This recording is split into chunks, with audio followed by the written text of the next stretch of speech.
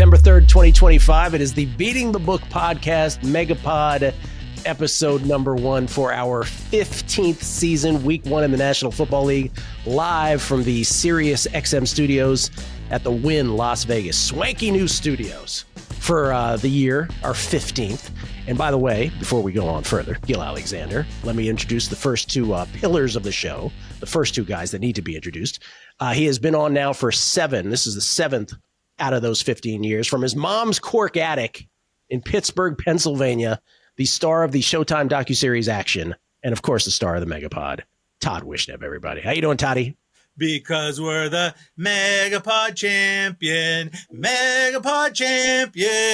been the champion 2 out of 3 years. Because we're the MegaPod champion.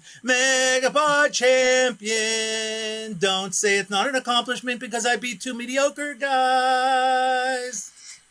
Todd Wishnev, everybody. That's how we start out the season. It's like herding special needs child for the next 20 weeks. And Will Hill, at not the Will Hill on Twitter, by the way, Todd's at T Wishnev. Will Hill, star of not only the MegaPod, but of Chris Felica's Bear Bets Empire at Fox Sports, and of course the host of his own podcast, Shoulda Bet More podcast, which he wanted to call, once again, the I wish I had wagered more on this particular sporting event because I won, and now I have deep regrets about it. And I told him, I said, just call it Shoulda Bet More. And he was like, cool, I'll do it. Will Hill, everybody. How you doing, Willie? Gilly, excited, honored. You mentioned 7 years of Wishnev, man. That is 7 long years. That's like dog years. So God bless you for those 7 years. But can't wait, man. What is better than this? I'm very excited to get going here. I just want to thank everybody because 15 years, like this is OG stuff. Actually. No, I think it's year 7. This is your 7th. This is year 7. Right. I counted them. Yes. Yeah, you're right. This is Will's 3rd year, by the way, on the show as well. And then I have some stats because MegaPod historian Tim Lawson has told me that Steve Fezzik we always do a rotating guest. For those who don't know the format, Todd and Will be on every week, and then we do a rotating guest each and every week on the show, a Vegas dignitary, a sports betting sort of expert, if you will, from not only deep down in sports betting world here in Vegas, but also from mainstream media as well. But Steve Fezzik has been on the MegaPod 5 times to date, per Tim Lawson. 2 regular season episodes, 1 postseason episode, 2 lifestyle episodes. His first appearance was a conference playoff week in 2022, where Steve first appeared. He and Todd were in their weight loss challenge with each other. He only had 1 official play in the 2022 conference championship week. You lost it, Steve. Then you went 1-1-1 in week 1 of 2023 and 1-1-1 in week 1 of 2024. Teasers in both years lost. You have a lot to make up for. So your overall MegaPod record is 2-2-2 regular season, 0-1 postseason, 0-2 on teasers. Ladies and gentlemen, Fezzik's 3rd straight week 1 appearance here at the Wynn Studios. Well, that is a stellar record compared to my lifetime 0-22 record in tennis versus the great and agile Todd Wishnev. Correction, 22 humiliating losses, not just losses. Folks, thanks for being here, summer. We brought in national media to the event. What we call the Las Vegas Invitational was held at Lifetime Fitness. We brought national media, Chris Felica, to watch, and a absolute beatdown was had, as usual, by the number 1 player in the world in the over 305-pound division, over 54-year-old renounced Jew division. The number 1 player vanquished both Stevie Fezzik and his good friend, mediocre A&G host, Gill Alexander. Thank you. Thank you so much. Appreciate it. Let's get all the greatest hits out of the way within 10 minutes. This is great. All right, Todd, since it is your podcast after all, we start with the records from last year, which you've already sung about. So you are the MegaPod champion. How many games behind? By the way, we do 3 best bets a show for each of us. Has to be a side or total, full game, pre-flop. Those are the rules. Those are the MegaPod bylaws. What was the final tally last year? Final tally was 31-23 for me for the win. Gilly went 29-24-1. Still a solid year. Willie got a little too enthusiastic about a team from Tennessee and went 24-28-2. Oh. And the guest picker had actually a very nice season at 29-23-2. our teasers last year were not our stellar year. We had been stellar in previous years in teasers, but last year our teasers were not good. Gilly was 5-12-1, Willie was 7-9-2, I was 8-10, and the guest was 7-11. So technically, would Willie win that on no, I would win on percentages actually, but it was very close on the teasers. Okay, and the MegaPod record for any given year was 2 years ago when I went 35-18-1. That is the record. That is the greatest MegaPod season, which will probably never be ever. I think you guys would all agree that's probably never going to happen again. That was such an unbelievable season by Gilly. We'll see. I mean, it's 3 picks, but I will say even that year, once I got to the 4th and 5th pick, which weren't on the MegaPod, kind of falls off a cliff. So we'll see what we can do this year. We begin Beyond the Records by usually we do an in-game, usually we do a Dumbo of the week. We don't want to talk about that with college football, right? Do we have anything to share on that? We have some general points that we could, talk about. And I think also that Stevie wanted to talk about the fact that teasers might not be before we even get into that. Before we get to our picks, Steve Fezzik has a list of grievances with the betting world. What would you, where would we start with that? With the betting world, not with the coaches. Well, just with teasers and all that kind of stuff. So the books keep charging more and more. So we're seeing them charge -115, -120 live betting and with team totals. And now we're seeing it on the teasers where it used to be teasers were even money, 6-point NFL teasers, then -110. Most books went to -120. And now the -120 is disappearing. It's disappeared from Vegas. And in a lot of other places, it's disappearing as well. The books just don't want to give you a fair shake on anything anymore, it seems. Okay. And you had... Yeah, go ahead. In-game spreads now are becoming ridiculous. It used to be -115 each way on in-game. Now it's up to -20 each way. And then when you go up, when it's not like -20 on each side and it's like a -180, it might be comeback +120. It's like unbelievable how bad they're destroying in-game. By the way, the heavy breathing you hear in the background is that of Will Hill, who is very labored here, listening to Todd on. Okay, but then you have some other things that with coaching, before we get into the pays, that drives you crazy that you wanted to talk about. Yeah, and people get angry at me because I give generalities where I say, hey, you should follow the chart, when to go for 2 and kicking field goals 4th and goal from the 1 is just generally wrong. There's always exceptions to the rule. But yeah, I tell you what, the exceptions seem like it's more, it's just 50-50 for a lot of these coaches when it should be 99% in terms of what they do. They're just so conservative and the announcers applaud them. Great job deciding to, I use an example at the end of the first half. There's 10 seconds left and the team is 4th and 10 in midfield. And I literally say, well, sharp 5th grader knows you go for it. I won't go into all the details and the Monte Carlo simulations. And I'd say over half the coaches punt in that situation. Drives me crazy. I can find the whole list that you gave us. Your top 5 dumbbell moves that happen every week. This is per Stevie. 4th quarter, kick extra point to go up 13. Oh, yeah. That one's just stupid. Oh, yeah. Because we might the other team might score 2 touchdowns, and then we've got to be able to kick our field goal to win, right? Late 4th quarter, kick extra point to go down 7. You hate. Okay, so you're referring to when a team is down 14, they get to 8. Analytics has sort of taught us all that at that point, you're supposed to go for 2. Because you'll win. If you assume you get it half the time, you're going to win 62.5% of the time by doing it. Yes. And you'll win 50% of the time if you just kick twice and go to overtime. Trust me, Stevie is correct on this. Just go on the internet. It's all over the internet. It's all over the internet. That's right. Just go on the internet, he says. End of half, punt from midfield with 10 seconds left. You see it all the time. It's just be conservative. Yeah. College football attempt a 50-yard field goal. 4th and 3. 4th and 3. 4th and 3. Your chance of getting it, converting the 4th and 3 is higher than the chance of making the field goal. And guess what? If you convert, you might get 7 points instead of 3.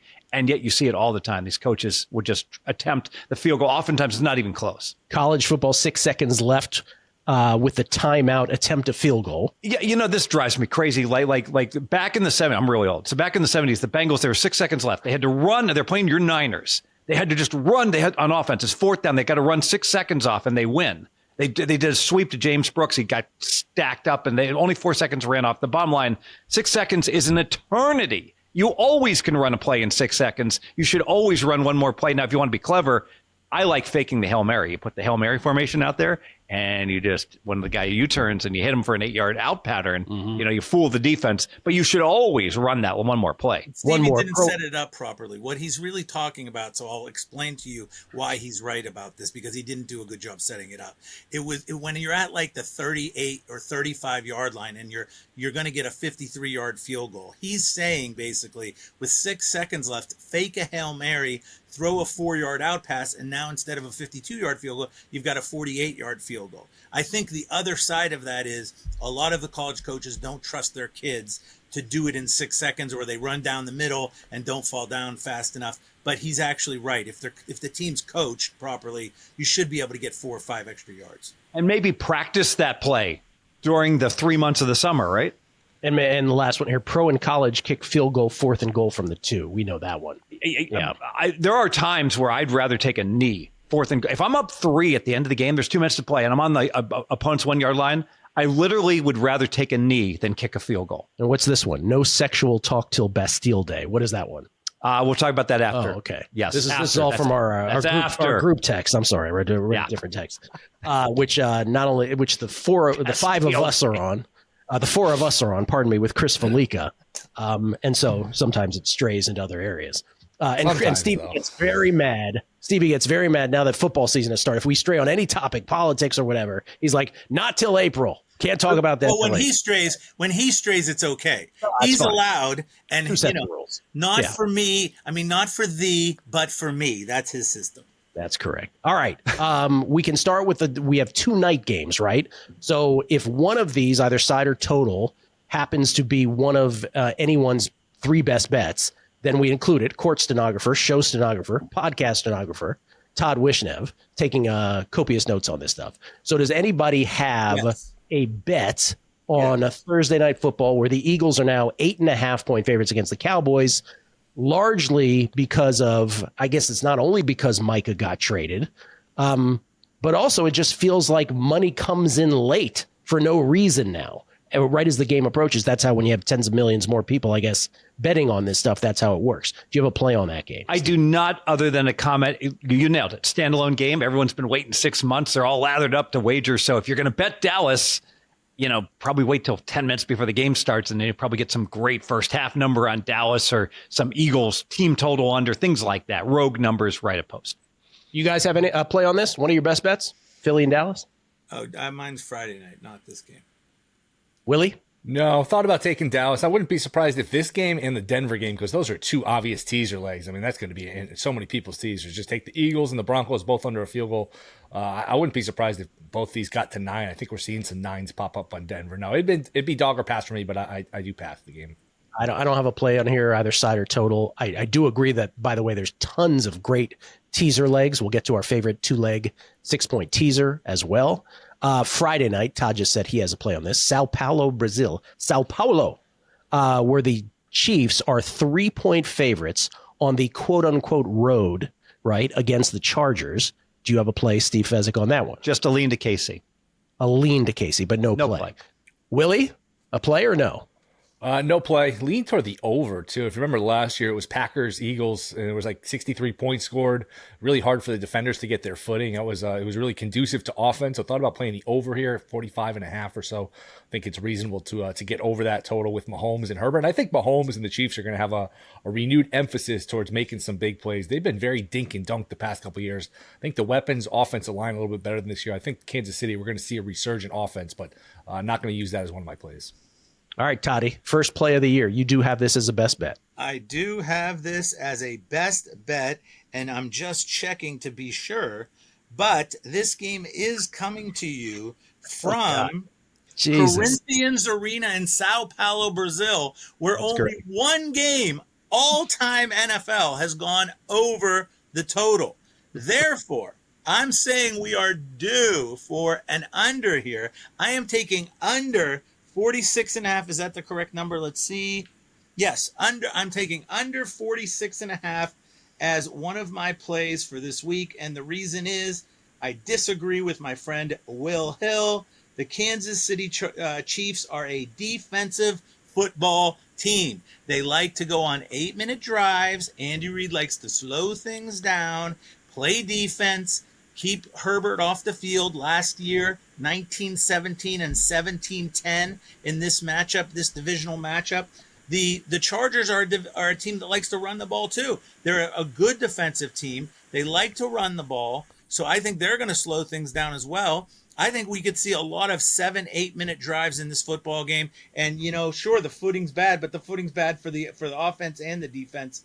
To me, this is just another Chiefs-Chargers grinded out divisional game, and people have to. Now, I agree. Kansas City's going to try to make big plays this year, but they don't. That's not their identity. Is not that. They're ball-controlled defensive team. Give me under 46.5. Regarding the unders, and this is true in college football and in the NFL, you want to look under week 1. We already saw that significantly with college football, where like almost 2/3 of the games went under. But here's some numbers since post-COVID, blindly playing unders. Week 1 NFL, 39 unders, 25 overs. So a big preponderance of unders. I did hear they watered the field before the game last year, and that the NFL's looking to fix that. So about that, remember they made such a big deal about the field condition, and then someone did apparently water it, as you say, an hour or two beforehand, and the field was crap.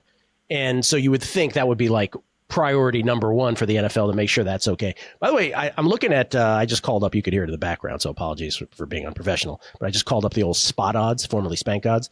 I think you get a 47.5, doesn't he, on this game? It looks like it's 47.5. Well, I'll tell you where I'm looking. I'm looking offshore. I'm looking at Bookmaker. I'm looking at Pinnacle. Should I go to Vegas for the official on this with the Chiefs and the see Bookmaker at Chargers? 46.5, but I'd be happy to take 47.5. What are you seeing, Stevie? I'll pull up Circuit, but when I came in, it's been a couple hours, but it's been pretty much 46 okay. and a half. All right. Yes, I'm seeing 46.5. So I'll trust this instead. 46.5 at DraftKings, FanDuel, and the books that are legal, BetMGM and so on. 46.5 is your number, Toddy. Okay. Steve, then we go to best bets here. Since we talk about the first two, or one best bet qualifies for Todd on the Friday night game. Wait, what is your first? first? Before we start picks, can I just do a quick in-game, quick hit, real quick? Oh, for heaven's sakes! Yes, go. No, if you don't want to hear it, that's all right. No, I want to hear it. Go ahead. What do you got? What do you got? I got nothing. No. No, what I was going to say is, we talk a lot about in-game betting from time to time. You can also in-game bet quarters. So if you know a team cannot move the ball, okay, and for instance, they're not getting the ball first, the other team's getting the ball first, and you're scared to bet, say, the under in the third quarter because the team that's going to have the ball first is the good team, the team that can move the ball. Wait till that team gets the touchdown or gets their field goal right away, and then with 11 minutes left in the quarter, you can quote-unquote in-game the quarter under at that point. So that can be something that people should be looking at, especially if they can make sure they see a team. Look, this team, we know they can't score no matter what. That's a way to take advantage of that, like say in the first or third quarter. Yeah, since you bring up an in-game, I will just say this because I said it yesterday on the numbers game on the radio side, which is the one thing that we don't have in the NFL that we do in college. That TCU North Carolina game is just a reminder for those that are newish to betting. Let's say we have new listeners that are newish to betting. College football is a sport that reveals itself the quickest in these games. And so with TCU North Carolina, I bet it at 5.5, 11, 17.5, and 24, 21.5, and 24.5. As Todd, or 27.5. Todd said I was a chazer, meaning a pig doing this. But you could tell, right? And Todd, you were right. The best time to get in was right after that pick when TCU was up 10-7. You can tell in college football when one team is so much better than the other, or where two defenses can't stop either team, whatever, in a way that you cannot necessarily in pro football. And I just say that to say, just remember with all the content you hear, and this podcast being one of them, that we can prattle on about certain things, and we can then handicap like in a way that I do tennis, which is meticulously done. But in the end, sometimes the comedy of sports betting is that you can know nothing and plant yourself in front of a college football game, and it will be a more lucrative experience than all this other stuff we do. That is the sort of trick of sports betting. We know nothing when the season starts. So examples abound, like Army, Tarleton State. It's like Army's this enormous favorite, and it's like, but you're watching the game like these two teams are equal.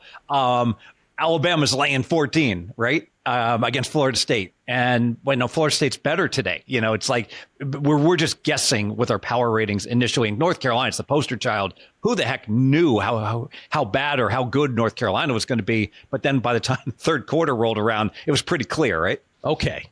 Maybe we shouldn't have said that before we give our NFL picks, but nonetheless, here are our first NFL picks of the year. Todd's already got one. Your number one best bet cider total is? Atlanta Falcons plus 2.5. I'm with you on that. No, sorry. Not 2.5 anymore. Plus 2, fine. Plus 2. Is it 2 now? Okay. Doesn't matter. All right. Not an important number. So I'm gonna pull back the curtain. He said no. Last year, the Falcons were supposed to win 9.5 games, and Tampa was supposed to win a little over 8. Right? Everyone's like, oh, Atlanta's got the better team, right?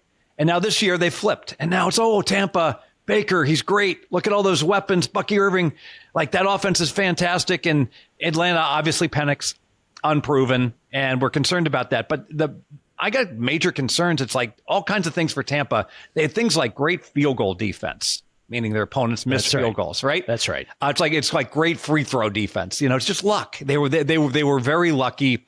If you take a look, also Tampa Bay is all injured. I mean, Evans isn't injured, but he will be because he's 100. Godwin is injured. Their lineman Wirfs is injured. McMillan, another one of their wide receivers, is injured. They're all banged up. I know Atlanta has a lineman out as well, and that's significant. But I can't help but think these are pretty close to equal teams right now. And Atlanta's home, and I'm catching the points. Absolutely. Give me Atlanta. Can I push back a little, Todd? Because I'm seeing a 2.5 at a number of places. DraftKings, BetMGM. No problem. So 2.5 is, I think, what you get. Give it to him. Outstanding. Can I? And I'm going to go out of order, but I'm on Atlanta too. So can I jump in and just buttress what Stevie's saying? Because Atlanta's one of mine as well, plus 2.5. To talk about what you were saying about how, our eyes as football viewers, we probably watch one game better than analytics, but analytics catches a full season better than we do as human beings. And Tampa Bay, to your point, I'm going to read this here this is from Cleve TA's great pro football preview guide. The Bucs last year ranked number 1 in the league in field goal percentage makes. Their opponents made the second lowest field goal rate in the league, 75%. They ranked number 1 in net third downs versus expected and recovered fumbles at the 7th highest rate in the league. That's pure luck. Fumble recovery is. Chase McLaughlin made 93% of his kicks in back-to-back seasons after bouncing around the league for 4 seasons. He missed only 1 kick in the fourth quarter in an OT of games, while their opponents, the Bucs opponents, made just 5 of 9 attempts. That's back-to-back seasons where opposing Bucs field goal kickers, as you call it, field goal defense, we say free throw defense in basketball, missed their kicks at a top 5 rate. Tampa ranked number 1 by a mile in third down conversions versus expected on offense, number 1 in overall third and fourth down success rate.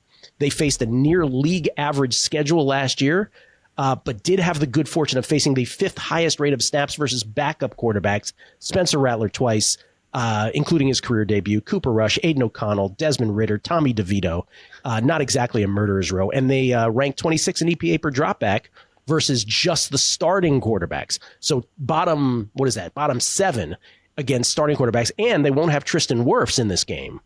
His Baker Mayfield's blindside left tackle because of a knee injury. Conversely, Atlanta, Kirk Cousins, your boy, Todd, what do you call him?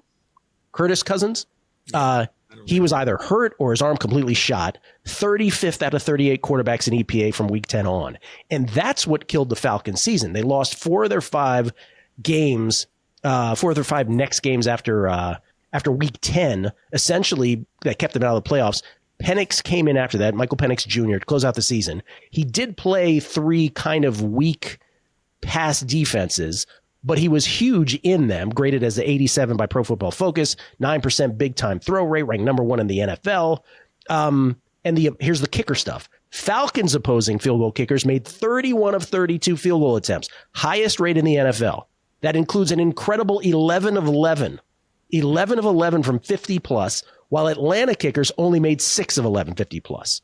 Not only did their opponents make the highest field goal percentage in the NFL, but the Falcons kickers made just 70% of their kicks overall, second worst in the NFL. They were also burned by impactful turnovers late in games. That was the Cousins thing.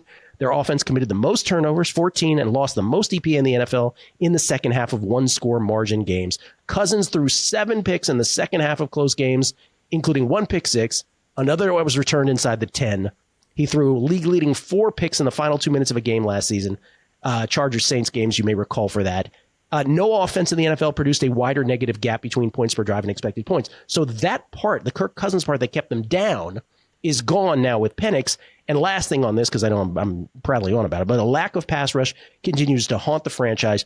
31st in both pressure rate and sacks, 7th best against the pass on early downs, but 32nd on late downs. So they really tried to address that in the offseason. We will see if they did. But that's the point, is that everything that you can't really process as a full season went the Bucs' way. Everything went against the Falcons' way. As you said, you give me 2.5 points at home? Sure, Falcons.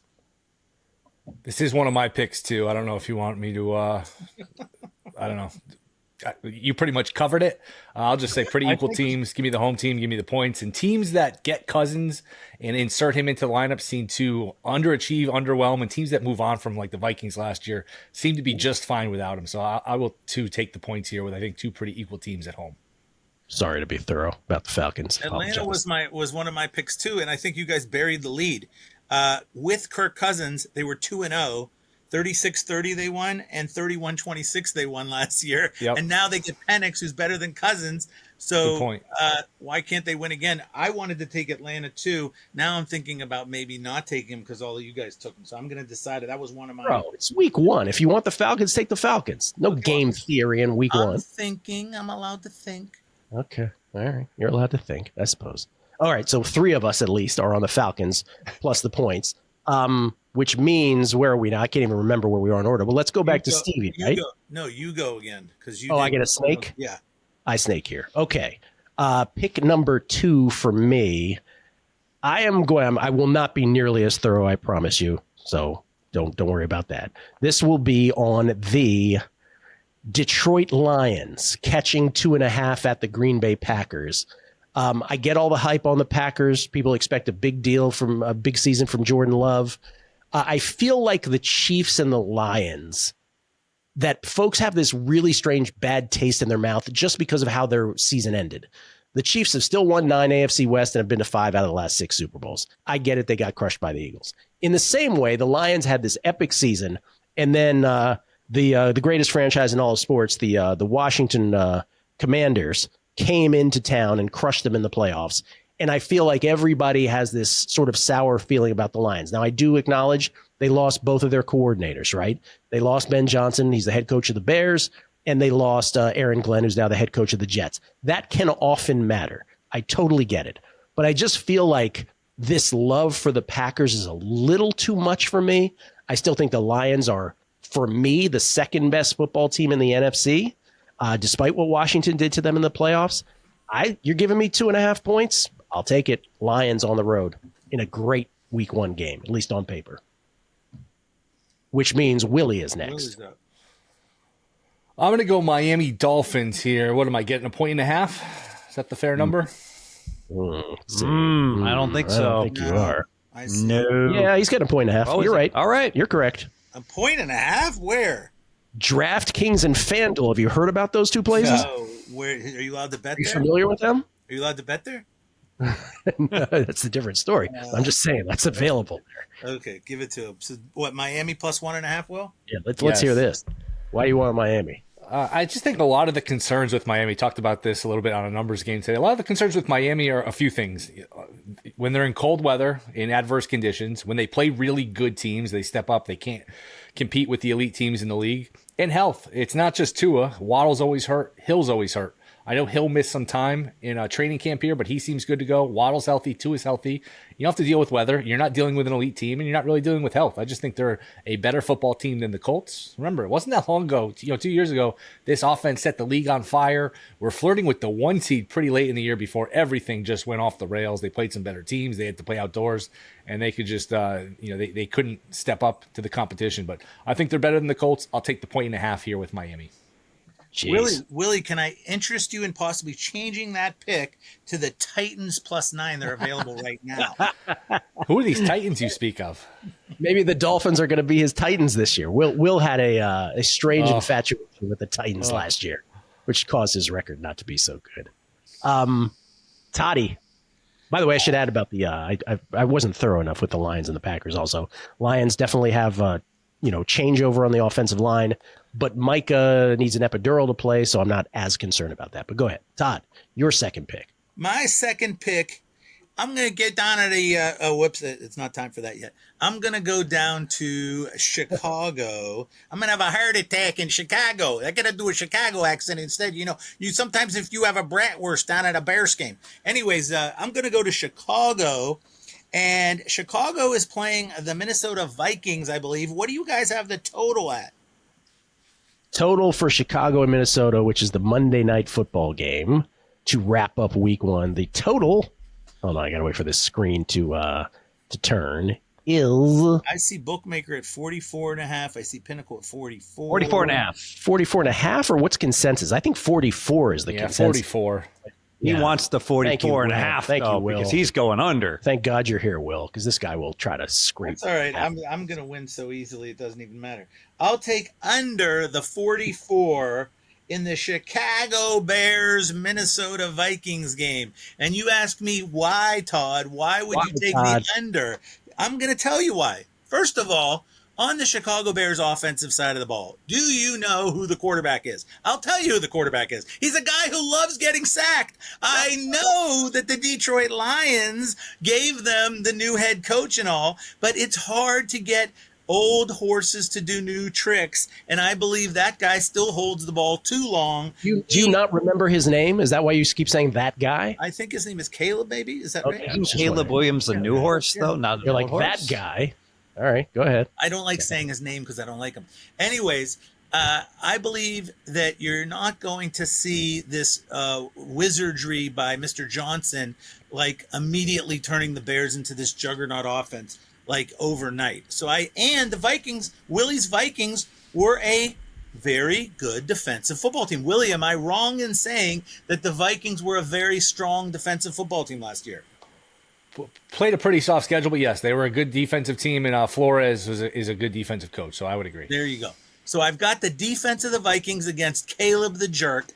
I am saying that the Bears will not move the ball. Now, on the other side of the ball, and this is why I really love this under, we've got J.J. McCarthy. Let me say that again. J.J. McCarthy. Now, come on, brother. Did you watch any college football? That guy ain't no football. Come on. I don't know what they see in this guy. He was terrible in college. I couldn't stand him. The Michigan won every game 24-3. He couldn't move the ball. Screw J.J. McCarthy. He stinks. He's going to go on the road to Soldier Field and move the ball against the Bears? I think not.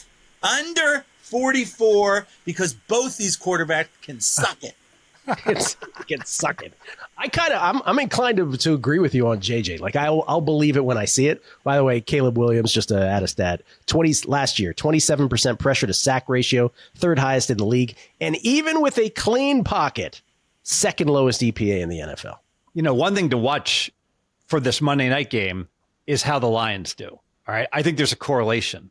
So if the Lions play very well on Sunday, then I think we can conclude maybe Ben Johnson wasn't that important. Oh, come on. That's a little fast. Let me finish. That's a little fast, my friend. But go ahead. Let me finish, and then What do you call that? What do you call that when he makes a fast decision on something? Premature physicolation.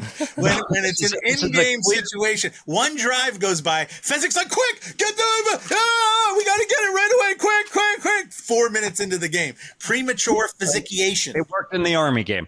It did not work. And they can't even pronounce it. I understand. But if let's say that the Lions get shut out, all right? Well, all of a sudden, I think the obvious conclusion is, all right, I think Ben Johnson's pretty darn good at what he does, and that's going to help the Bears. Whereas if the Lions score 35 points against Green Bay, I think, you know what? Maybe that's just a good team in Detroit, and Ben Johnson got too much credit for it. And I do think that there is some correlation there. That's pretty interesting.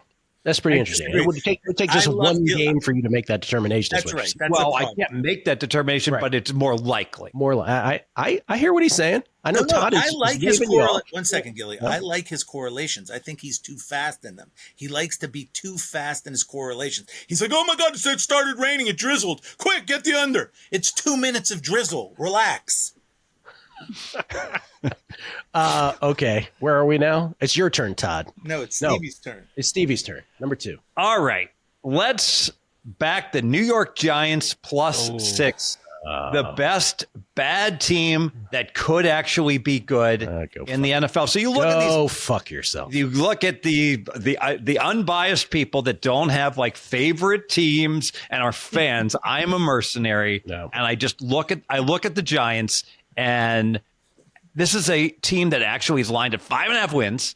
But they've got good players. Like, you look at that defensive front. It's amazing. Front four. They do. I mean, I don't know any players, but you got Sexy Dexter, you got Burns, you got Thibodeau, you got the kid Abdul out of Penn State, Abdul Carter. Yeah, I mean, this is an incredible front four. And you've got an adult in the room now, quarterback, instead of Tommy T-Bone or whatever he's calling himself. He's not even in the NFL. He was playing games for them. And now you got Russell Wilson. You got a playmaker and Neighbors. I mean, you got good parts. Compare and contrast the Giants to these other teams lined at 5.5 wins, like the Saints. I mean, they're terrible. They're absolute. And Carolina's lined at 6.5 wins, and Carolina has nothing. They have nothing. They are not good at anything. I could easily see the Giants getting after Washington. Washington's defense is not good enough to hold the Giants down below 20 points. 23-20, we're on the Giants +6. All right, we're snaking. You get your last one. All right. I talk about how I like dogs and I like unders week 1. And so I need to have an under. I'm going to go Houston Rams under for 2 reasons. I think the Houston Texans are a dead nut under team. Dead nut under team. 44 on that one? 43.5 or 44. What do you think? There should be 44s. Okay, 44. Yeah. So under 44. So the Texans, I don't think I have to go into detail. The defenses, they in Denver, I think, have like the 2 best defenses in the NFL. You can make a case for like several other teams like the Eagles. And offensively, that they're challenged. CJ Stroud is not going to be like an MVP candidate. I mean, he definitely had a sophomore slump. And you look at the Rams, you're worried about the Rams, obviously, where the scoring is going to come. But the fact that Stafford couldn't even practice, there's a long trend out there that if your quarterback doesn't play in preseason, betting that team total to go under and betting that quarterback passing yards to go under, this makes a lot of sense, has been very profitable because they just haven't gotten the reps. And so they don't have the timing down. So if the Rams aren't going to score as many points as we normally would expect in Stafford, it's not just that he hasn't been playing in preseason, he hasn't even been practicing. So they'll shoot him up with an epidural, whatever, and he'll play. But I think he will be rusty, and Houston just does not score with that good defense. 2020, we head to overtime. As long as we avoid that touchdown, Gil, we cash our ticket. Toddy, I think I know what's coming. Wait, I'm hearing something. Here at 21-17 is the score. Tampa Bay Buccaneers trail 3rd and goal at the 4-yard line. 12 seconds to play. Baker Mayfield rolls right. Jim, what's he going to do? I think he's going to run for it. He dives. He hit the pylon. Jim, I don't believe it. The Buccaneers are going to win this by 3. And everybody's Atlanta 2.5 down the drain on Baker Mayfield rollout run. Wait, you're purple. The timekeeper has concluded that there is no time remaining after that play, and it is indeed a 23-21. I said 12 seconds. That's why I said 12 seconds left. Remember, you can get it more than a play in 12 seconds. With 5 seconds left, Atlanta, the Tampa Bay chooses to take a knee and not risk blocked extra points. Todd, I'm genuinely worried about you when you do that because you really are purple. It's oxygen. Get him an oxygen tank. All right. What's your pick? What's your number 3? My number 3 pick is, it was going to be Atlanta because everyone went with Atlanta. I don't want to do it. So I'm going to go with under I shouldn't have told you that. 42.5. It's definitely 42.5. Under 42.5 in the Denver Broncos against Willie's Tennessee Titans. because you've got the rookie Cam Ward. You're not in South Florida anymore, my friend. The ladies are not going to be as hot anymore, my friend, in Tennessee. Okay, you're in Tennessee now, Cam. It's not last year anymore. This is the National Football League, and the Denver Broncos defense is absolutely just beastful. I mean, this team is a defensive juggernaut. I love this. Is any team better than the defense of that Denver Broncos? You got to say it's a top 3 defense. No one can argue. Can anyone argue that Denver's not a top 3 defense? No. Okay. Not now, anyway. We can't. Right. So now you're going to feed this Cam Ward to the dogs in Mile High, in elevation. Stevie loves elevation and weather and shit like that. So you're going to feed this guy to the number 1, 2, or 3 defense in the league, and he's a rookie on a team that doesn't even have an offense, and they're supposed to score points? Come on, get out of here. What are they going to get, 10 points? Okay, so what's the final? 31-10 Denver? Well, that, to me, what does that add up to? 41! That's under 42 and a half, folks. I'm taking the under with Mr. Payton is just going to be conservative. He's going to hand the ball off. He's going to do little Bo Nix tricks, and they'll win at 31-10. But the thing is, the Tennessee Titans are not going to score the football. How are you going to go over 42 and a half? Give me under 42 and a half. So here's the irony. Todd has given us a projected final score of 31-10. So he likes the under because it's going to win by 1.5 points. But he's this is the National Football League. I can't say the Denver -8 because they're only going to cover by 12. One second. It's by 12. 20. If they win by 31-10, they'd be 21. And it's 8. It's 8.5. That's 12.5. I'm sorry. I stand corrected. And anyways, I don't you. like giving unrealistic numbers. It's NFL. If you win by 1.5, that's a lot in the NFL. I'm sorry. All right. Fine, 24-10. Fine, 24-10 Denver, big shot. Todd, can I jump in and ask you a question about this game? Because you and I love this market. Given the game state that we expect here in Denver with a big lead, is Bo Nix at 31.5 passes? Is he really going to throw the ball 32 times with a big lead? Niet. Yeah, I like he will that not under. throw the ball. I don't know why I said it in Russian. I don't know either. He will not throw the ball 31 times. 100%. You could use that as your optional prop bet, Willie. He tricked me. Check down. I have Give some that man his money. I have some historical Denver trends for weeks 1 and 2 when we get to the survivor portion of this. But Does I'll it save involve those. Barry Bonds? It does not Thank involve God. the great Barry Lamar Bonds. All right, Will, what's your last one? I'm with Fez. I like the Giants plus the 6. These two teams obviously met twice last year. The Commanders won both of them, but only by a combined 8 points. They won 1 by 3. They won 1 by 5. And I hate to do this. I don't mean to disrespect our great host here, my precious, our precious host, our precious idol, Gill Alexander.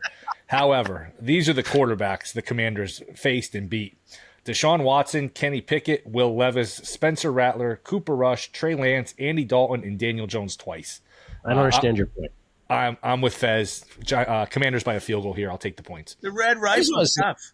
I just want to say this. Like the pendulum swing, I get it. Jaden Daniels, the Skins won a lot of dramatic games. The Hail Miriam against the Bears, the game against the Eagles, dramatic wins against Tampa Bay and Atlanta. Cincinnati was a big one. I'm probably forgetting one. New Orleans by 1 when the refs cheated. New Orleans when they tried to cheat Washington. That's right. And I get it. It's unlikely to happen that many times again. But the pendulum should not swing all the way to the other side. They still have a great quarterback, and you don't want them getting in the playoffs. I disagree with nothing you said. I will just take the points. Yep. Okay. You got to be careful with Will Hill. It was just a few years ago that he took his entire family to Vegas, and they crashed an adult lounge in the Cromwell, cleaned them out of like all the concessions, and took some of the alcohol a good 14 minutes, and then security got involved, and they were escorted out of that lounge. Wait, when you say adult lounge, were there like dancers there or something? What are you talking about? But the VIP lounge reserved only for 21 plus. Didn't stop Will Hill from bringing his entire cartel in with him. His guitar cartel. Father of the year, that kid. Father of the year. All right, my last one, my third. I could not. I'm having trouble deciding between two games here. But now that it's down to 2.5, I'm going to call it as the Pittsburgh Steelers minus 2.5 on the road against the New York Jetropolitans. Wait, we got to check the Pittsburgh boards to see if Yins have the right line in that. The Yins have what line do Yins got down there? I see 2.5 at FanDuel. I see 2.5 in multiple locations. Okay, give this Jag off 2.5. He'll take it. It's down to 2 at BetMGM, as a matter of fact. So 2.5 is the number. This has come down. The Jets are taking money. I do not understand. I don't get it. By the way, revenge spots for both Aaron Rodgers and Justin Fields. I am higher on the Pittsburgh Steelers than I think most people are. And I know people like to make fun of the fact, I don't know if you've heard that Mike Tomlin has never had a losing season. That can't be right. No, it's true. It's true. Really? I actually think this is the Pittsburgh Steelers' last stand season. I think they break up after this, right? I think it might be Tomlin's last year. Some of these guys are obviously Aaron Rodgers is old, but Cam Hayward is getting old. TJ Watt's getting older, and you know they're long in the tooth, as they say. Mm-hmm. But I really actually like the pickup of Ramsey in the secondary. And I just think they're a better football team all around than the New York Jets are. And I think Aaron Rodgers, for as much as I dislike him perhaps as a human being, I think he has a lot to prove here. And I think it really matters to him to have a fine last flourish here. I like the Steelers minus 2.5 against the Jets. I will be convinced otherwise, I'm sure, if I see something different. But as for right now, I just think they're a better football team all around. I'll take Pittsburgh. I don't get this line. I make it 2.75, so I got no dog in the fight. I'll say this. 2.75 over here. I don't I really dislike both quarterbacks in this game. I think betting against both these quarterbacks for achievement over the course of the year will make you money. The one that I almost played was the Baltimore Ravens at Buffalo, but I will steer clear of that now that Baltimore. I think Yins might be overrating us a tiny bit down there because look, our offense was never really the thing, or it was our defense in that, and our defense just collapsed down a stretch. I'm not sure we're really that good to be going down on the road to the Meadowlands. There's a lot of wind down there. That's a tough place to play. Parking rates are really high. Isn't there wind in Pittsburgh too? No, there's a lot more. There's a lot more wind down in Meadowlands than that. I'm just saying. That's twice in a row now. He's not making much sense. All right. Those are the best bets. Teaser of the week, because we keep a tally on these as well. This is our favorite 2-leg 6-point teaser of the week. Steve, you first. All right. So shop around. Make sure you get minus 120 on your 6-point teaser. Don't bet it if you can't find that. We're going to go.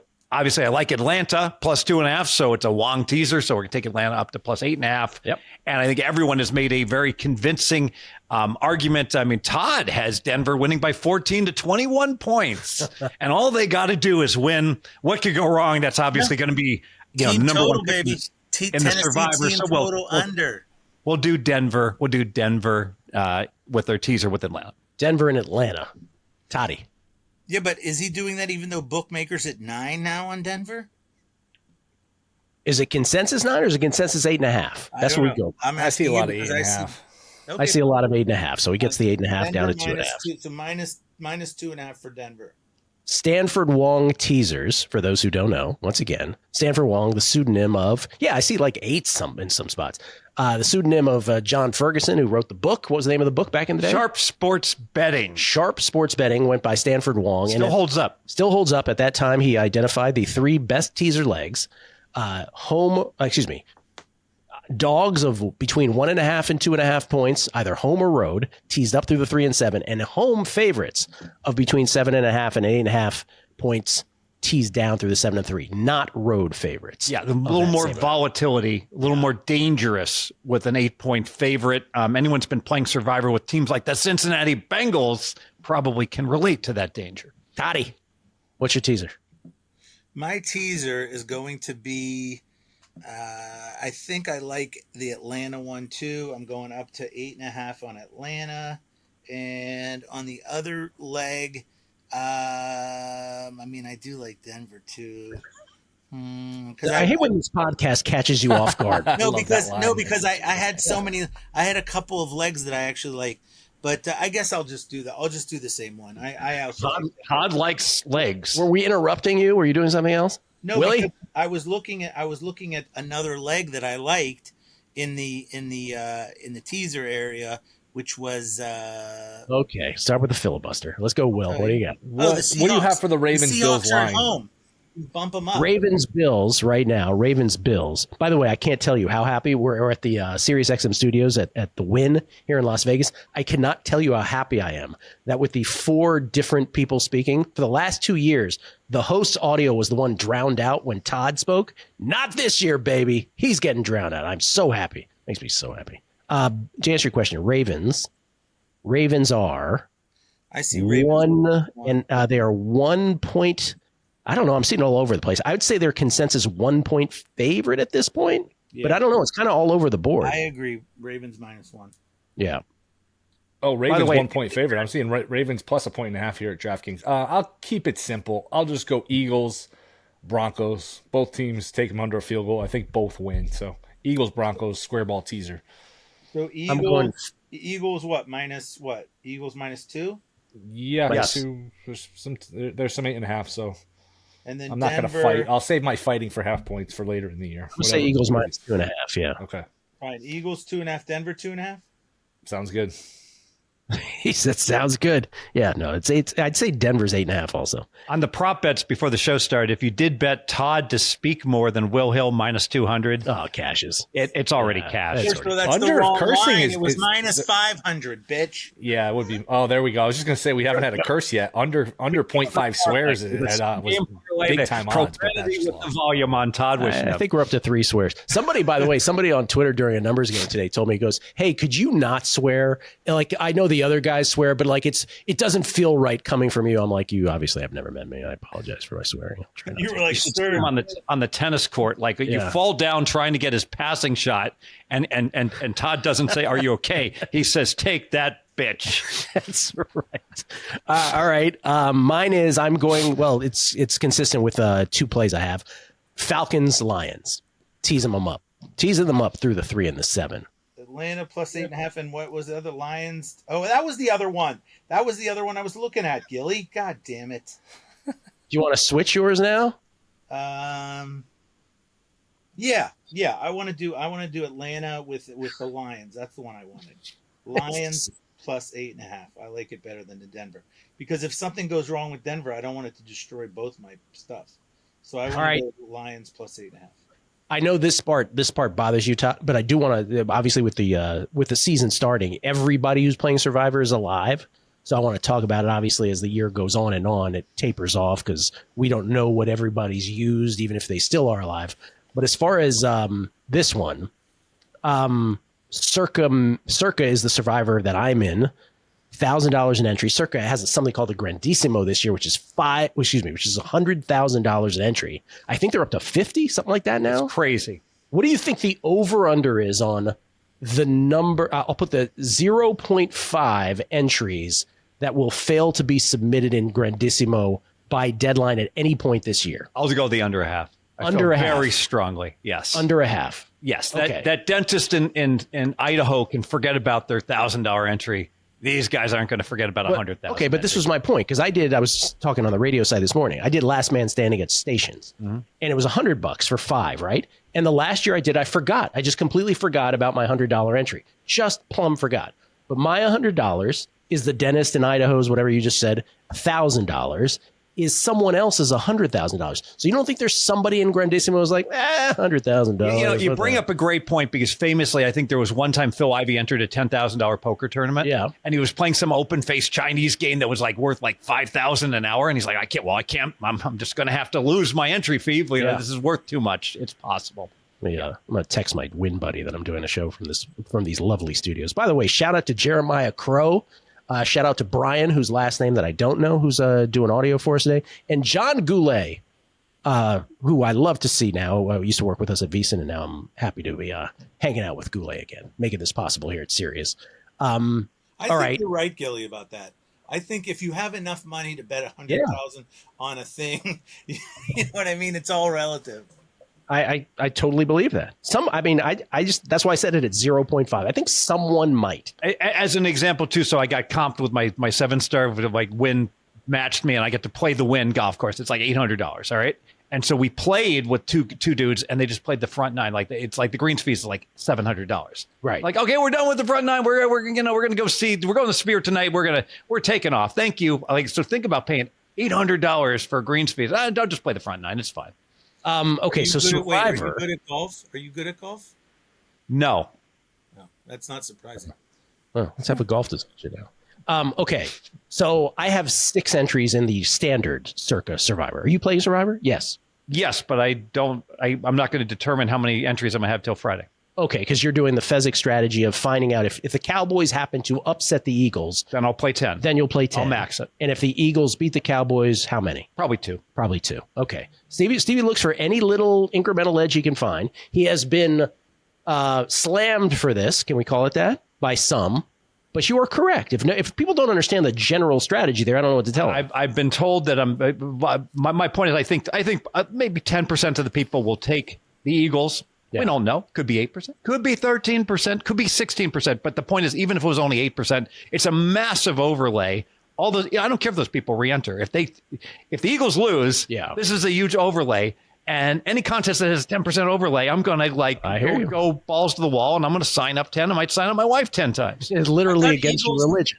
Not to Gilly, play. I thought Eagles were one of the 4 games of the Thanksgiving week, which is a really good. They are because the Eagles have a shitty team. Great point, Todd. So that's correct. So we don't like to use them, but let me put it this way: what if the Eagles were a 99-point favorite? Would you use them week 1? Okay, but what you said is exactly what I said when he first brought it up. I'm like, yeah, but Steve, it's not going to be as dramatic because Philadelphia's Black Friday. It's part of the Circa quirk. And the other thing I said to Steve, which he agreed with, was it's kind of a locals discount is what you're talking about, because people aren't going to come from out of town and do maybe this. Some Cali people, but the people on the East Coast can't get here. The people from Australia can't get here, but the people that can get there will be people that won't play. Yeah, and they'll max entry if the Eagles lose. Why do you think people dislike you so much, Steve? What do you think it is? You think it's your man?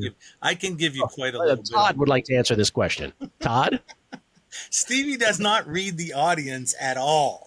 So what he does is he thinks he's just being a guy. He's just saying things. What are you talking about? I'm not and he doesn't understand that he comes off as a know-it-all jackass.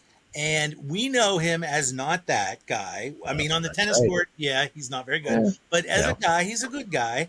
But he doesn't understand how he comes across because he can't read the room. That's why he also can't understand why a guy would leave on the 10th hole at the win. He can't put himself in the other guy's shoes. All right. So here's what I think I'm going to do. Don't hold me to this, but I have 6. I think I'm going 3 on the Broncos, which I know is going to be the number 1 pick team, but for all the reasons Todd said earlier, Cam Ward, rookie quarterback, in elevation, first game. And the Broncos, by the way, I get this from Tanner, who is Dr. Bob's assistant. The Broncos at home, weeks 1 and 2, dating back 52 games, 42-10 straight up. 42-10 straight up. By the way, if you're wondering, ATS, not necessarily a great point at this price point. By the way, this goes all the way back to 1980. Weeks 1 and 2 since 1980, 42-10 straight up. They are 31-18-3 against the spread weeks 1 and 2 since 1980, but 17-4-3 from -3 to a dog, only 14-14 weeks 1 and 2 against the spread when they're greater than a 3-point So think of it, this trend makes sense. Yes. All right. So you got these out of shape football players, right? Yep. They haven't played themselves into football shape, and they're going into, I don't know if it's elevation or altitude attitude. Yep. But the game's on the line, and you're breathing really heavy like I am when Todd's rolling me in tennis. And it's just like, you know what? If by some miracle I can make it close in the game against Todd, he's always going to win the close games because that intangible, and in this case, the elevation is going to matter. All right, so I'm taking 3 on I think I'm doing 3 on the Broncos, and I think I'm going 3 on, you ready for this? Can you guess? Wait, Gilly. Before you do that, you should also mention that Denver really doesn't have a ton of other spots That's where correct. you need to use them. I just looked at the old grid, and I see maybe Giants at home week 10. Other than that, what else do you see? Jacksonville at home week 16. Other than that, you don't see any obvious places where you would want the Broncos, no? That is a spectacular point. Giants week 7, Raiders maybe week 10. Maybe neither of those is as good as this one, though. So their future value is not something that you really have to worry about here. So the Broncos make too much sense not to do some. And I get it. You want to optimally stay off the number 1 most picked. But everyone's doing that. But That's everyone, but people are going to do that. And I think only 43% are going to take these Broncos because everyone wants to be contrarian and take the Jaguars. So and it's going to be 31-10. What about 31-10? The other 3 I think I'm putting on, and you're going to hate me for this, I think I'm putting them on the Bengals again, like I did last year. That didn't work out. And here's the reason for the Bengals thing. I know people are saying don't do it, but here's the reason. It's a division game, so people like in Survivor, like, oh, you can't play a division game. They're on the road. Oh, you can't play a team on the road. And because of what happened last year, week 1 and week 3, where they committed carnage or induced carnage on everybody. When they lost in week 1, they lost to Washington week 3. With 8 guys on defense. Yes, and so they'll be underrepresented. So they'll be underrepresented. I love that. And so I'm like, thank you, Stevie. Thank you. I appreciate it. So you're not going to enter 2 if Philly loses, you might not put in 2 more. Now that you get a bigger overlay. If Philly lost, I could think about it. Okay, all right. That's all I want to hear. Okay. By the way, did you look as to whether Cincinnati would have any good spots later? Because I see you could use them week 18 against Cleveland. Well, they're going to host Cleveland. So if it's good at Cleveland, it's better when they're hosting Cleveland. There's week 8 versus the Jets as well. Ooh. Yeah. So there is future value on the Bengals to Todd's week point. 10. Week 10 at the Jets, I think is what you meant, right? It's fine. Oh, is that correct? Did I mess that up? Okay. It's actually the other value possibilities for. Oh, wait, I'm sorry. I did that wrong. Week 8 at home against the Jets. You're correct. They also could theoretically have Jacksonville week 2 at home. You might need them there. Yeah. And by the way, the other team, the Cardinals, which is a big favorite, right? The Cardinals, besides the Commanders, the Cardinals and Eagles. Eagles, we've already talked about in Circa, has the Thanksgiving value. The Cardinals, that is, you could play the Cardinals next week against the Panthers or week 5 versus Tennessee. So maybe you don't play the Cardinals against the Saints at that. So anyway, that's how I'm thinking. Will I make it 3-3? I don't know, but that's how I'm thinking it through anyway.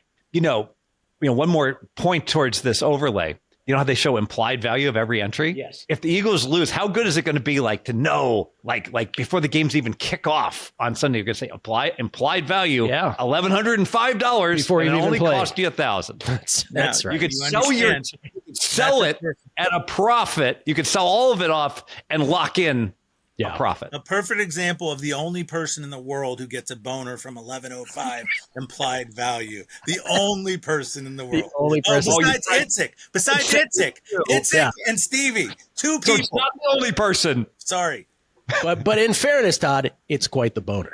For people that are only listening, the camera is on us from chest up. So Todd is just making some jumping to some conclusions here. Yeah, that's right. Okay, so before we get to the final 2 questions, which have been the final 2 questions of every Megapod ever for 15 years, I said before. Can I just finish the sentence? Yeah. God bless America. Before we get to that, Todd would like to add his favorite prop of the week. Well, no, I wasn't. Go ahead. If you don't think it's a good idea, we don't have to do it. No, I think it's a good idea. I said before we get to that, I was about to introduce you to do that. Fine. Oh, my God. But by the way, I'm saying, Willie can't use any cheat props. He's got to have his own origination if he's going to do a prop. Oh, wow. You know what he's doing there? That's about your buddy Hitman. He's saying he cannot repurpose Hitman props. Exactly. Todd is laying down the law. Yeah, hey, the Gator aggregator has. Yeah, we already have one aggregator on the show. That's right. I don't want to hear Zacchaeus under a half a catches. I heard he's going to play in the second quarter for 1 drive or some bullshit like that. I don't know. Real props that you made up. Okay. I've never done that, so I don't know why you would. I bet his props, but I wouldn't give out his props as my own. But you're a smart guy. You do under hits. What about under hits? Okay. Anyways, I'm going to take Thomas Boswell. I know that's not his first name. Chris Boswell to get over 1.5 field goals. Minus 145. If you look at the Steelers' offense, it's an offense that oftentimes bogs down and they are stuck kicking field goals. Boswell only 5 times all year last year did not get 2 field goals. And some of those were when the Steelers were trailing by so much, there was no reason to kick a field goal. So if they're going to be in the game against the Jets, which I would suggest they would be, it's probably going to see 2 Boswell field goals. So give me Boswell over 1.5 field goals minus 145. I like that. I've seen a bunch of people on Twitter give that one out. I'm going to tail that one with you. I agree. What was the kicker's last name, Todd? I missed that. Chris Boswell. He's at Yinzer. His real name down here is Chris Boswell and that. And sometimes we go to a big mill down East Liberty and we say, look, Chris, just keep kicking that ball through them damn uprights and that. You know, I actually really like this because the conservatism of the Steelers, and it might be windy though. Be careful. But by the way, you're not joking. That's the toughest kicking stadium in the league, Meadowlands. That's even though the total's 38. You know, you can just see 5 field goals being kicked in that game, can't you? Yeah, for sure. Willie, you have one too? Yeah, I think that was opening week last year against the Falcons. They won like 18-10, I think, with 6 field goals from Boswell. I'll go with the one we discussed earlier. Bo Nix under 31.5 pass attempts. I just think with a big lead that we expect him to have, I think Sean Payton can rely on the running game, the defense. You're going against a rookie quarterback, so is there a little bit of, hey, let's not lose the game. Let's just win the game with our running game, with our D. So I don't know that Nix is going to be throwing the ball all over the yard here and getting to 32-plus passes. So I will go Nix under 31.5 pass attempts. Is that okay for you, Todd? Is that original enough for you? Do you have an issue with that? I love it. I actually love it. And, Willie, sometimes on our group text, we call him Rodney because if I don't play his picks, he goes, you don't respect me. And I go, that's right, because you're Rodney Dangerfield. But this time, that's the first thing. I give him absolute respect for this pick. Knicks under 31.5 attempts in a 31-10 win. Absolutely. What was the one we talked about last year? Was it Goffle? We played under attempts. They were a big favorite against Jacksonville, and Campbell kept throwing the ball like up 50 points. We had a stone cold winner because the Lions were winning by 100, and that asshole in the fourth quarter continued to throw. I was literally ready to fly to Detroit and murder those people. I really like both these plays. In fact, I want to congratulate both of you for what I believe are sure winners, especially the Boswell. That's a winner. Todd loves that. Here we go. Since everyone else came, I'll come with one. And I'm just in case someone's going to be critical that I'm aggregating something, I'm going to suggest you bet this each and every week until further notice. New England Patriots running back Henderson. He's the running back 2. I think he's going to be the running back 1. So over 9.5 carries. I think he's going to get more carries than Stevenson. If it doesn't win week 1, just double down and bet more week 2, etc. Even if it does win, I think it's going to be a big year for Henderson. Talking about Travion Henderson. Yes. Okay. I'm not giving a prop because I just did the Survivor thing, but the prop thing caught me by surprise. Okay. Final 2 questions. Next week, you'll be expected to have a prop. Okay. I'll have a prop next week, I promise. Todd was doing format changes. Todd will be the emceeing the show. I'm trying to improve the MegaPod. You have to continually evolve. I appreciate it very much. Okay. Final 2 questions of each and every MegaPod for every one of them for 15 years. Question number 1, which of the big favorites, in your opinion, is the most likely to lose outright? Here are the choices. Are you ready? Here we go. Eagles, 8.5-point favorites hosting the Cowboys Thursday night. The Washington Commodores, 6-point favorites at home against the Giants Sunday morning. Arizona, 6.5-point favorites on the road against Nolans. And the Denver Broncos, aforementioned Broncos, 8.5-point favorites at home against the Tennessee Titans. Those are your choices. Stevie. And Dexter Lawrence with the strip sack, and the G-Men have picked it up. They're going to the house for their second fumble 6 touchdown in a shocking 24-10 upset win. 24-10? Your New York Giants. All right. So you say, Washington. That's not the way you do the announcing. You have to set it up so that the last play of the game and the pylon is involved. Otherwise, it's not for real. You also have to cheat death by losing all your oxygen. I want to bring back the flags. I like those flags. It's still a flag pattern. Why have the pylons? Make like a styrofoam flag. Oh, by the way, we're getting replay assist. Is that a thing this year? Yes. Well, who the hell can keep track? I don't know. Yeah, I didn't know about I don't even know. We saw it in preseason. This ain't tennis. Like it all starts with where a human spots the ball. Right. So it's like, How could they not realize that, Be Gilly? serious. Say again, Todd? I don't understand how they could even think that they're doing anything. I have no idea. It's accomplished zero. Yeah. Todd, what is your big favorite most likely to lose outright? Big favorite, most likely to lose outright is probably, I have to agree with Mr. Stevie, but I can show him how it's actually done.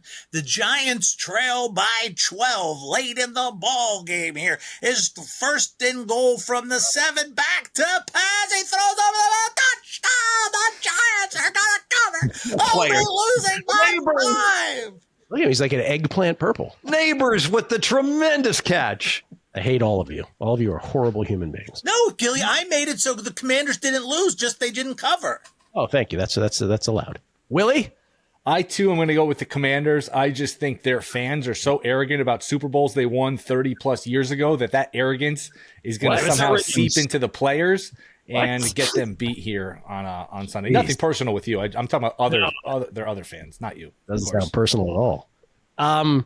Because I don't agree with that, first of all, that they're the most likely to lose outright. What I do believe is that the Arizona Cardinals are the most likely to lose outright. Why? Because they're the Arizona Cardinals. Yeah, I'm with you. And as bad as New Orleans seems to be at quarterback, with Spencer Rattler, Tyler Shuck being quarterback number 2, and I'm actually high on the Cardinals this year. I actually think Jonathan Gannon's a great Coach of the Year play at 14-1 or better. I just don't trust it until I see it. Kyler Murray says he's going to run more this year. His chemistry with Marvin Harrison can only be better. They had reinforcements on the defense. But if you're asking me, which I just did, who's the most likely to lose outright? It's the Cardinals on the road against the Saints. Of the big Saints favorite. almost beat the Commanders with the help of the refs on the last play of the game. That's right. 17-16 at home. I could see that could be one where you're sitting on the couch. It's 1 o'clock Eastern, and it's like 1:03, 1:04. Nobody scored yet, and you get the alert. Touchdown Saints, it's 7-0 Saints. And you're just like, oh fuck, here we go. So, we know where this is going. That's always where you have the survivor, and you've got Arizona, and their defense is starting to crumble, and Calais Campbell limps off the field, and you're like, I'm not even going to watch this final minute. I'm just going to change the channel because I can't bear to see this. This car crash happen. I didn't even check Twitter, by the way. I should have checked Twitter for comments. What are people saying about you people? About you, and by you people, I mean you people, by the way. Are the MegaPod and guessing lines going to be on the podcast feed as usual this year, Gilly? Yes. Ooh, I like that. From a disappointon. Still going to be on the Beating the Book podcast feed as well, I hope. Yes, from Big O ATX. So maybe they're having trouble seeing it on Twitter is what I'm getting. So they're all worried about that. Okay. Last question, final question, we'll get out of here. It's the one that we close every MegaPod with, which is, let's say we live in a bizarro world. You had to bet a side on each and every one of these games, but you get one free pass, one mulligan. Which is the game you want no part of whatsoever? Cincy Cleveland, but not for the reason that you would expect. And the reason is the line's 5 to 5.5. So there's no basic strategy teasers. Can't get a good rogue number. So what if the Bengals pop up at -4.5? It's not going to land 5. I'm not going to steal the win with the half point. By contrast, like you got a lot of games that are lying to pick them. We're like, is Miami favored? Is Indy favored? Is Baltimore favored? Is Buffalo favored? Doesn't really matter. They're not going to tie, but it does matter if I'm playing teasers, because if one of these teams goes up to +1.5, immediately Todd's going to want to go jumping to the window and claim +1.5 up to +7.5 for his teaser yinzer play. So, and if it's a 2.5 to 3, there's value in each direction. Bottom line is, even if it's -8, you've got the teaser possibility. 5 is a lousy number to bet when you're trying to make money in the NFL. You don't want any part of that. Okay. Yep. Toddy. The Carolina Panthers were quite the interesting team late in the season. It seemed as almost, if you remember that guy, who was that backup quarterback who was doing the film breakdowns on Twitter of Young not seeing where to throw the ball? Chase Daniel. Chase Daniel would do these great videos on Twitter showing where Chase Young was not seeing the play. That was early in the season. Then he came back later in the season. He started playing good, and all of a sudden the Panthers almost beat the Chiefs. They played some really good games. So the question is, are the Panthers still the dregs of the early season, or are they the good team? And now the Jaguars, which is always a toss-up team, you have no idea what you're going to get from season to season with that club. So I have no idea who is really the better team, Jaguars or Panthers. What's going on there? I'll say pass. I'll say pass. Very dramatic. Will? Can I go with Colts Dolphins, even though that was one of my picks? No kidding. Seems No contradictory. kidding. Seems a little off. I'm going to go Vikings Bears. I don't know what the hell to expect in that game. I'm going Dolphins Colts. Your game. I literally was going to pick that game because I have no idea. I have no idea what the Dolphins are going to be. I have no idea what the Colts are going to be. And I think there's a bad tail for both of their seasons. So we'll see how it starts. Where the Dolphins are good with Tua, but everything beyond, right, is, Tyreek Hill, you can probably beat him in a race now, right? Tyreek Hill. Yeah, maybe not. I played tennis with you. What did you just say? I will say this: my favorite alt season win totals of the year: under on the Bears, under on the Vikings. Your Vikings.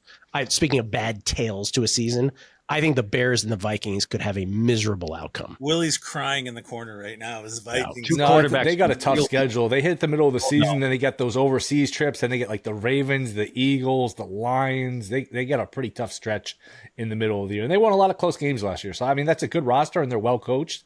But I don't know. I think the last time they made the playoffs 2 years in a row was like 07 to 08. They never seem to have back-to-back good years for whatever that's worth. All right, gentlemen, appreciate it. Thanks again. SiriusXM Studios here at the Wynn, which are the nicest, swankiest studios in all of Las Vegas. If you're staying at the Wynn or the Encore, come by and wave at us. But again, shout to Jeremiah Crow, John Goulet, Brian, everybody who hooked it up here, Steve Cohen, and everybody beyond who made this happen. We'll be here all year. And Todd, we can customize this background. So I'm thinking like a big picture of your face behind us, maybe? No? I mean, Yes? No? yeah, or me with a tennis racket showing how I'm number one in the world. That would probably be Todd is 12 feet tall at Yeah. the net. He is. The sun goes away when he's at the net. For Steve Fezzik, thank you for doing this again, Stevie. Appreciate it. Humbled to be here. The only back-to-back winner, the only two-time winner of the Hilton Super Contest, Steve Fezzik. You can follow him at Fezzik Sports. Todd Wishnev at T Wishnev on Twitter. Oh, can I just say about my Oh, WhatsApp in game? Oh, for fuck's sake. Okay, go ahead.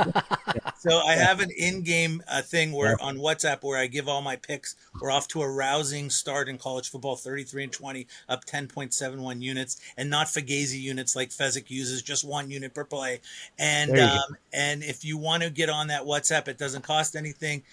Just send me a message in the Twitter, and I'll be happy to add you next time I start adding people. I just added 200 new people, and it takes. But tips are appreciated. Yes, Don't they have tips to are compliment appreciated. you too? Don't you not I accept know. them unless they No, compliment you about say you? to them.